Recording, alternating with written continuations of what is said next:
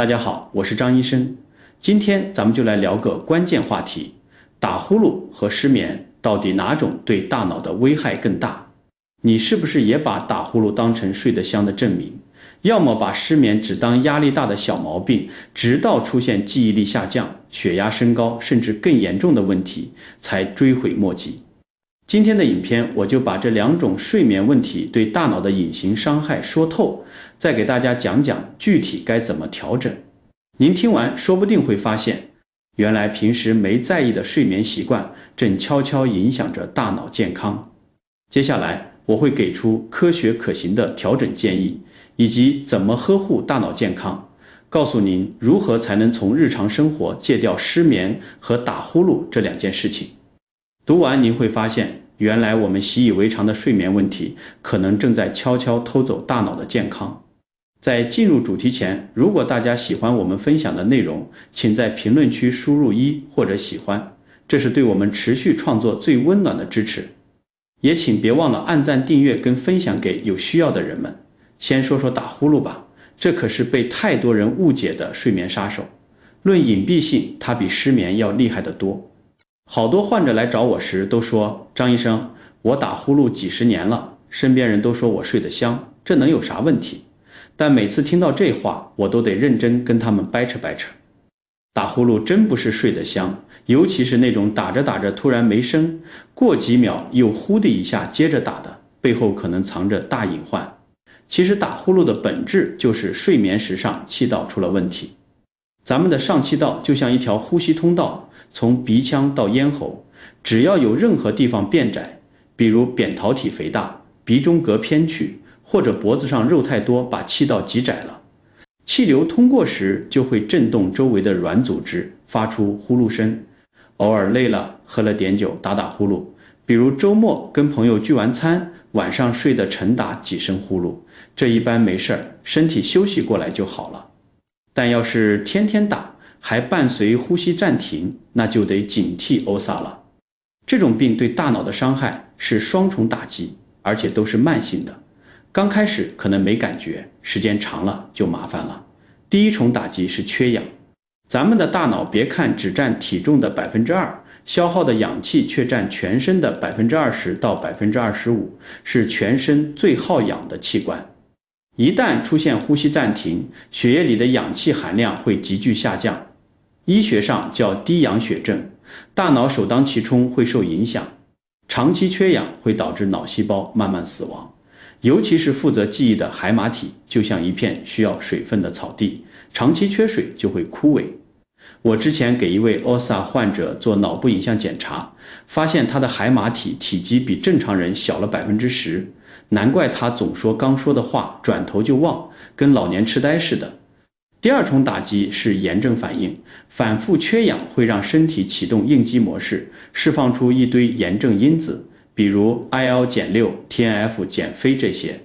您可能不知道，咱们大脑外面有层保护罩叫血脑屏障，就像城墙一样，能挡住有害物质进入大脑。但这些炎症因子会像工程锤一样把这层屏障砸出漏洞，让外面的有害物质，比如非淀粉样蛋白，这种蛋白多了会导致阿尔茨海默病趁机钻进大脑，引发神经炎症。有研究显示，OSA 患者患阿尔茨海默病的风险比普通人高2-3倍，就是这个道理。更让我揪心的是，很多人对打呼噜的危害一点概念都没有。之前有位60岁的大爷打呼噜打了30多年，儿子劝他来检查，他还说我身体好得很，打呼噜不影响吃饭睡觉，查啥查？结果检查发现，他不仅有重度 OSA， 大脑还出现了轻度萎缩，记忆力已经明显下降，连自己孙子的生日都记不住了。我跟他说这是长期打呼噜导致的，他才慌了神。您看，打呼噜的伤害就是这样，悄无声息的，等出现明显症状，往往已经造成了不可逆的损伤。说完打呼噜，咱们再聊聊失眠。失眠的痛苦，我想很多人都深有体会。躺在床上翻来覆去，数羊数到几百只还是清醒的，好不容易睡着了，稍微有点动静就醒。第二天起来，头沉得像灌了铅，上班时注意力不集中，开会走神，甚至连简单的报表都能算错。但跟打呼噜比起来，失眠对大脑的伤害虽然直接，却多了几分可逆的可能。只要找对方法调整，大脑功能大多能慢慢恢复。失眠对大脑的伤害就像一场渐进式的战争，从短期到长期，一步一步影响大脑功能。先说说短期失眠，比如偶尔熬了一晚夜，或者连续2-3天没睡好，这时候最明显的就是注意力下降，情绪容易波动。我有个患者是做会计的，前阵子因为赶报表连续熬了2晚，结果第2天做账时把小数点位置搞错了，差点给公司造成损失。这其实就是大脑的前额叶皮层没吃饱导致的。前额叶皮层负责咱们的决策、注意力和逻辑思维，它需要深度睡眠来充电。失眠就像没给它插好电源，它自然没法正常工作。而且短期失眠后，人还特别容易烦躁，比如别人多说2句话就想发火，或者看个电视剧都能莫名哭起来。这是因为情绪调节中枢杏仁核变得过度活跃，就像一个没关好的开关，情绪容易失控。如果失眠持续1到4周，就到了中期阶段，这时候记忆力会明显受损。有研究做过实验，让健康人连续1周每天只睡5小时，结果他们的海马体活跃度下降了20%。海马体是大脑里负责记忆存储的仓库，它活跃度下降，仓库就没法正常收纳新信息。所以很多中期失眠的患者会说刚说完的事儿转眼就忘，出门总忘带钥匙，甚至有时候连自己早上吃的啥都想不起来。要是失眠超过1个月，就成了长期失眠，这时候大脑结构可能会发生改变。有项追踪研究跟踪了上千名长期失眠者，发现他们的大脑灰质体积比正常人小5%到10%。大脑灰质是神经元聚集的地方，相当于大脑的核心部件。前额叶和海马体的灰质减少得最明显。前额叶灰质减少会导致决策能力下降，比如买东西时不知道该选哪个品牌，或者工作中做计划变得毫无头绪。海马体灰质减少则会让记忆力进一步衰退，严重的甚至会影响日常生活。更让人担心的是，长期失眠者患阿尔茨海默病的风险也会增加，因为长期睡眠不足会影响大脑清除代谢废物的效率。咱们睡眠时，大脑会像垃圾车一样清除非淀粉样蛋白这些垃圾，失眠会让垃圾车工作效率下降，垃圾越堆越多，就容易引发问题。很多人觉得失眠就是压力大，想太多，但其实很多时候，咱们习以为常的生活习惯才是偷走睡眠的隐形推手。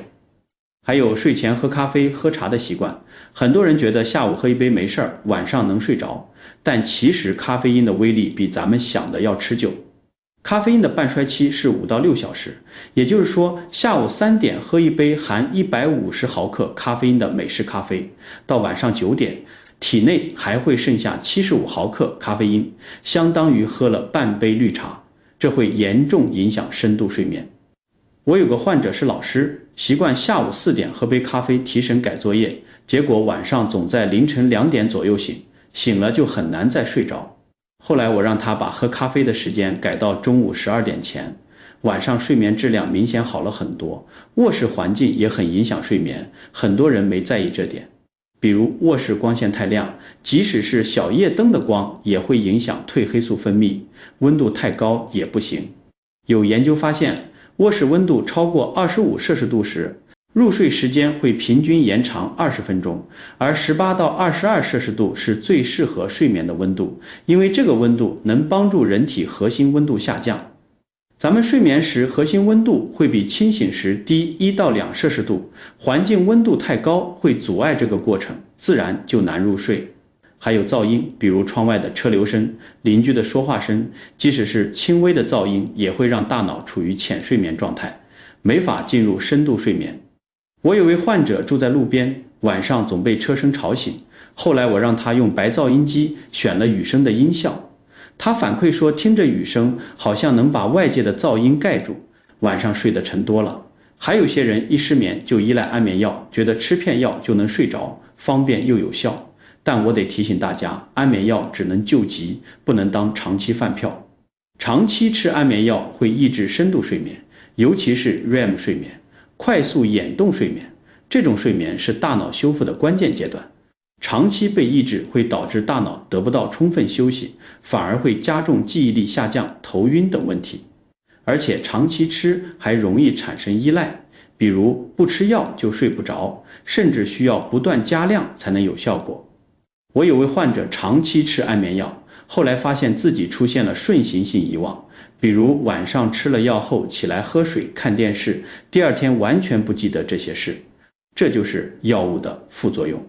所以我常跟患者说，安眠药能不用就不用，实在没办法，也要在医生指导下短期用，同时配合调整生活习惯，这样才能从根本上改善失眠。现在咱们回到最开始的问题，打呼噜和失眠哪种对大脑危害更大？其实答案要分情况看，但总体来说，长期打呼噜，尤其是 OSA 的危害，可能比失眠更严重，更难逆转。从短期来看，失眠的痛苦更直接，咱们能明显感觉到头晕、注意力不集中、情绪差，但这种伤害大多是可逆的，比如偶尔熬了夜，只要接下来几天好好补觉，调整一下作息，大脑功能很快就能恢复。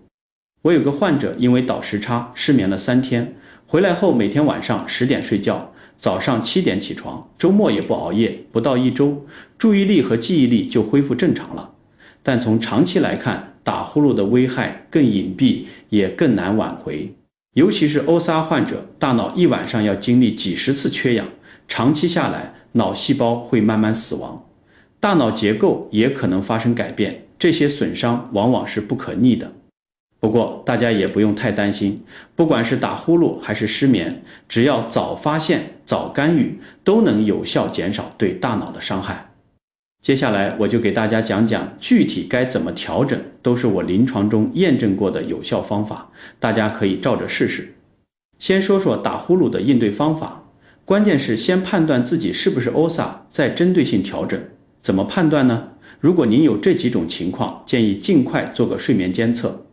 比如晚上打呼噜特别频繁，而且中间会突然没声，过几秒又大声响起来，白天总觉得没精神，坐着看电视、开会都能睡着，甚至开车时都差点打瞌睡。早上起来口干、头痛，记忆力越来越差，这些都可能是 OSA 的信号。现在很多医院都有居家睡眠监测设备，不用住院，在家带个小仪器就能测，很方便。如果确诊了 OSA 或者只是轻度的打呼噜，首先要调整生活习惯。第一个习惯是侧卧睡眠，很多人仰卧睡觉时舌头会往后坠，把气道堵住，导致打呼噜加重。而侧卧能让气道变宽，减少打呼噜。我给患者的小技巧是在睡衣背后缝一个网球，这样想仰卧时，网球会硌得不舒服，自然就会翻身侧卧了。有位患者试了这个方法，打呼噜的频率减少了40%，家人都说晚上终于能睡个好觉了。第二个习惯是减肥，肥胖是 OSA 的重要诱因，尤其是脖子粗的人，颈部脂肪太多会挤压气道，让气道变窄。有研究显示，体重每减少10%，呼吸暂停的次数就能减少30%。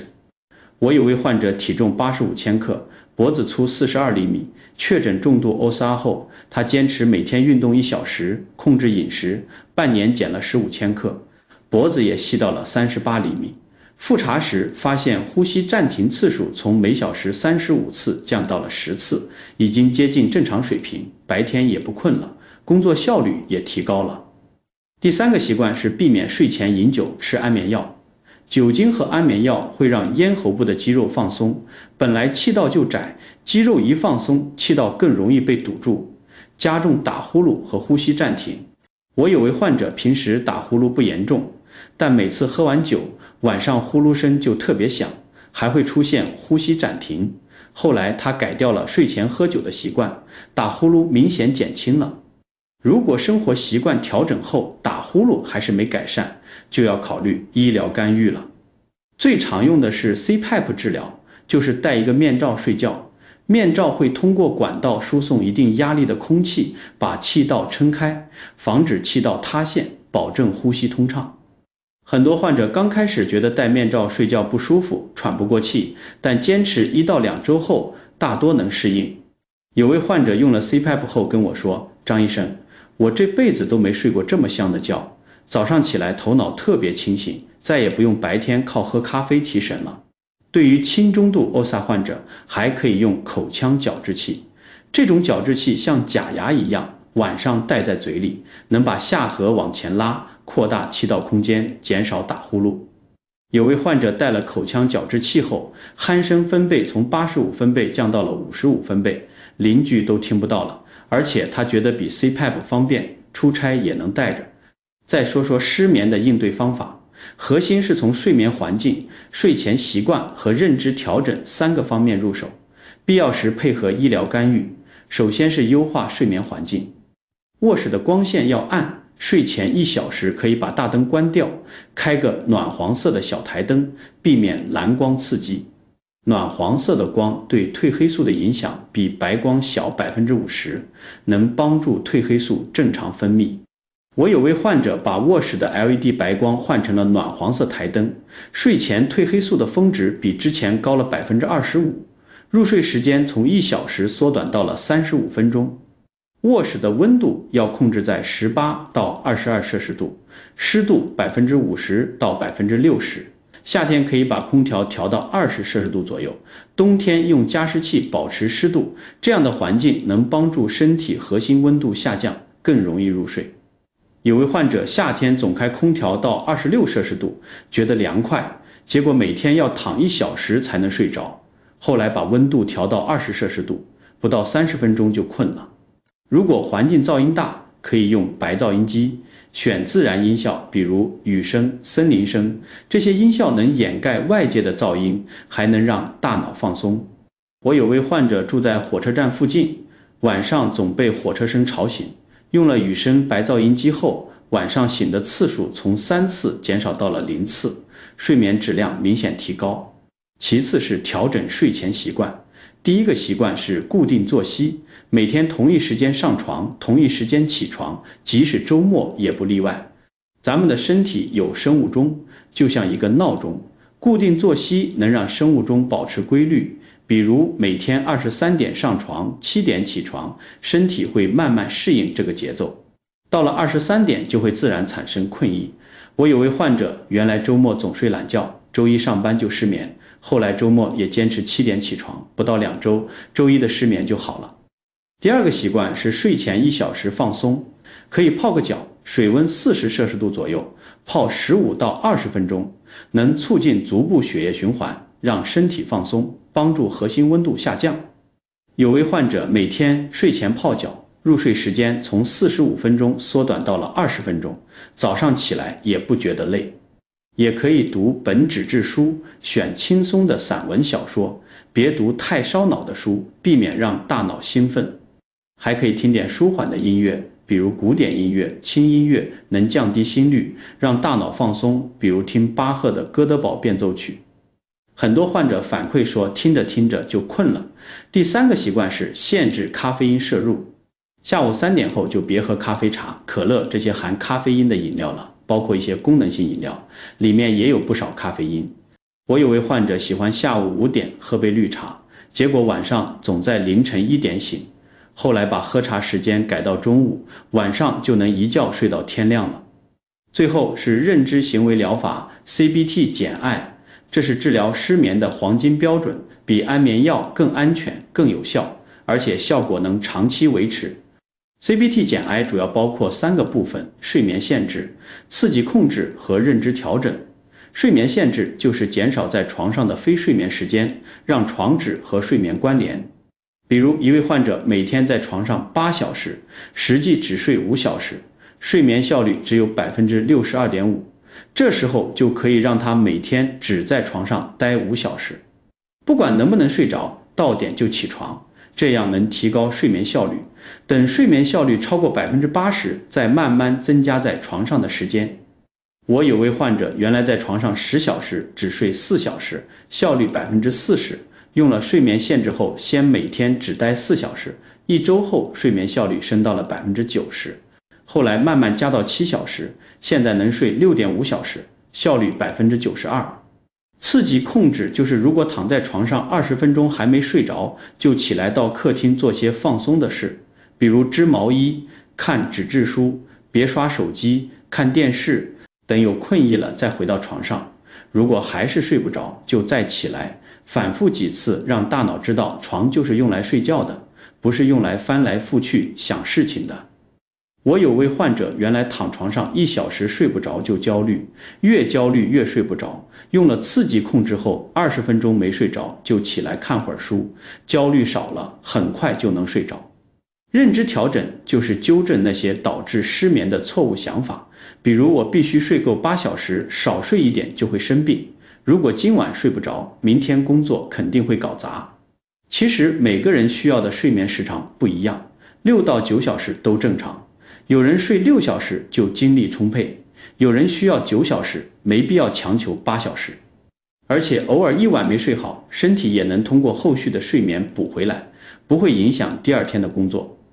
我有位患者总觉得没睡够8小时就会头晕，后来知道自己睡7小时就够了，不再强迫自己睡8小时，焦虑减轻了，失眠也慢慢好了。至于安眠药，只有在失眠特别严重，比如急性焦虑导致的失眠，或者用了 CBT 减 I 后效果不好时，才在医生指导下短期用。安眠药适合救急，比如倒时差，家里有急事导致的短期失眠不能长期用，否则会产生依赖，还会影响深度睡眠。我有位患者因为母亲生病，急性失眠了1周，用了3天安眠药，同时配合 CBT 减 I， 后来不用药也能睡着了。最后我想跟大家说，打呼噜和失眠都不是小事，它们对大脑的伤害可能比咱们想的要严重。可能有些朋友会说，张医生，我也想调整，但不知道从哪开始。其实很简单，从今天开始，先观察自己的睡眠习惯，比如是不是总睡前刷手机，是不是下午喝了咖啡，晚上打呼噜有没有呼吸暂停，然后从一个小习惯改起，比如睡前1小时不碰手机，或者尝试侧卧睡觉，慢慢积累，就能看到变化。也别觉得我这问题都好几年了，肯定改不过来了，只要愿意改变，什么时候都不晚。我有位患者失眠了5年，试过很多方法都没好，后来坚持做 CBT 减 I， 配合调整作息，半年后睡眠质量就明显改善了。大脑其实很聪明，只要给他一个健康的睡眠环境，他就会给您正向反馈。希望今天的内容能帮大家重新认识打呼噜和失眠，也希望大家能重视自己的睡眠质量。好了，今天的分享就到这里了。如果您觉得本期影片对您有切实的帮助，请不要吝惜您的点赞支持，并请将它分享给您关心和爱护的家人和朋友们。如果您想继续获得更多像这样经过科学佐证的实用的能真正改变生活的健康，建议请您一定订阅本频道。